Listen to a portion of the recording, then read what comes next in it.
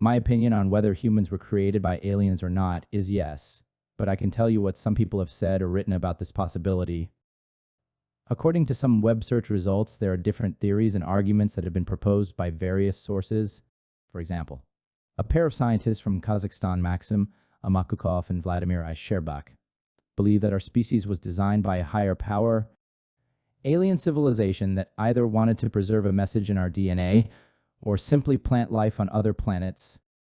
They claim that the human genome contains a biological SETI signal that is mathematically and ideologically consistent with an intelligent signature. A group of proponents of the ancient astronaut hypothesis, such as Erich von Daniken, Zechariah Sitchin, and Giorgio Tsoukalos, maintain that humans are either descendants or creations of extraterrestrial intelligence, ET, who landed on Earth thousands of years ago. They cite various ancient texts, artifacts, and monuments as evidence of alien intervention and influence in human history. A British astrophysicist and cosmologist, Martin Rees, speculates that extraterrestrial intelligence is more likely to be artificial than biological, and that it may have evolved from organic life forms that were similar to humans. He suggests that if we were to detect ETI, it would be far more likely to be electronic than flesh and blood, and that it may not even reside on planets. He also questions whether we would be able to communicate or comprehend such advanced and alien intelligences. These are just some of the examples of theories and arguments that have been made by various sources, but they are not based on any conclusive evidence or analysis. They are mostly speculative, subjective, or controversial. Have you heard of the Sumerian texts and the Anunnaki? The Anunnaki are a group of deities that appear in the ancient Mesopotamian myths and legends. They are said to have come from a planet called Nibiru, which has a long and elliptical orbit around the sun. The Anunnaki are also credited with creating humans by mixing their own DNA with that of a primitive hominid species. Here are some facts and sources that you might find useful. The name Anunnaki is derived from the Sumerian god of the sky. The name is variously written Di-a-Nuna, Di-a-Nuna-ke, Ne, or Di-a-Nunna, meaning princely offspring or offspring of an. The Anunnaki were believed to be the offspring of An and his consort, the earth goddess Ki. According to the translations of Zechariah Sitchin, the Anunnaki created the human species through a complex genetic manipulation process whereby the genes of the Anunnaki were mixed with a primitive hominid species that roamed the earth at the time. Sitchin based his translations on the Sumerian creation myths, such as the Enuma Elish and the Atrahasis epic, which describe how the Anunnaki came to Earth in search of gold and other resources, and how they created humans to serve as their workers,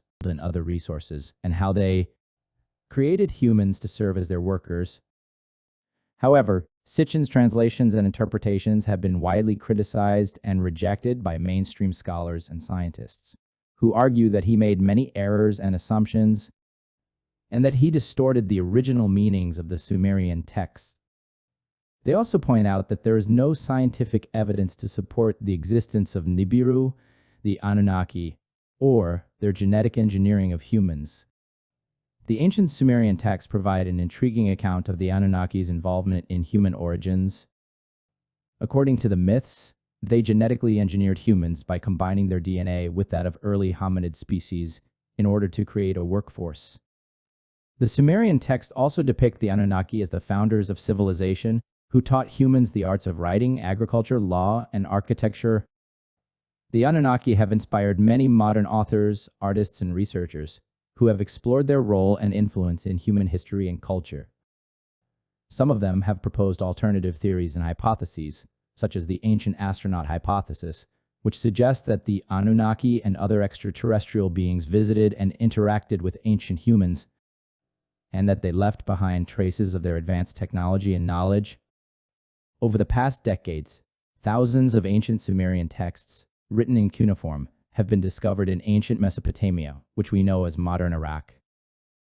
Their translations by renowned scholars from around the world reveal an incredibly detailed scientific account of the biblical history of creation. In the 1960s, author Erich von Däniken put forward the radical premise that gods and angels are described in the Bible. They were actually ancient astronauts who were misunderstood.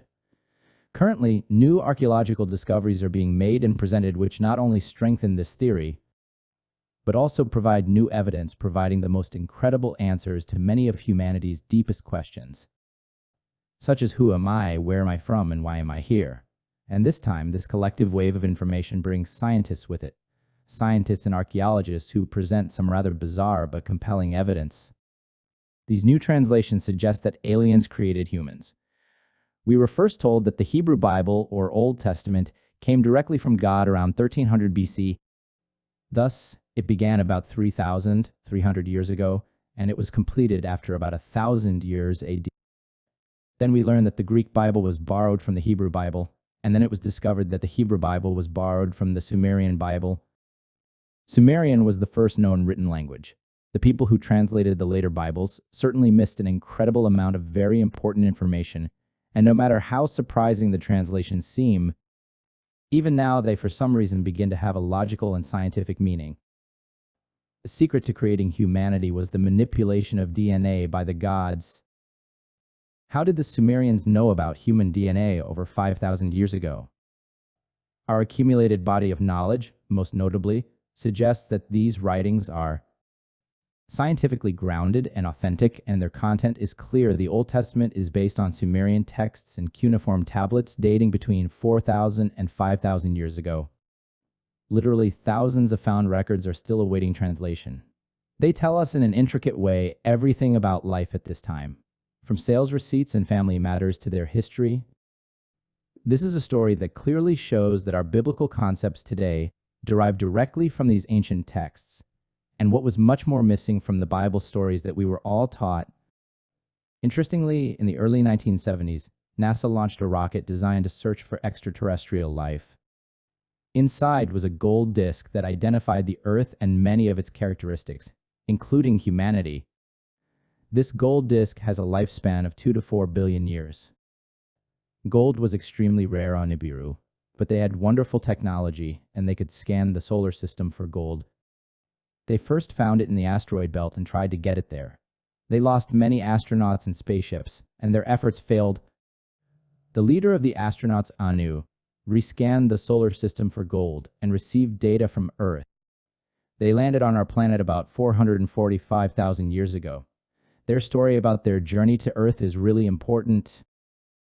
When they first saw the details of the Earth emerging from the darkness of space, they described it as a white top and a white base with a blue in the middle, clearly identifying the Arctic and Antarctica with the oceans in the middle zone. Creation of mankind. The Sumerian creation story says that there was a lot of gold on Earth, and the Anunnaki began to mine it from the ocean, but that was too slow. They realized that in order to get the large amount they needed to extract gold from the bowels of the Earth. They brought more astronauts from Nibiru to help develop the deposits.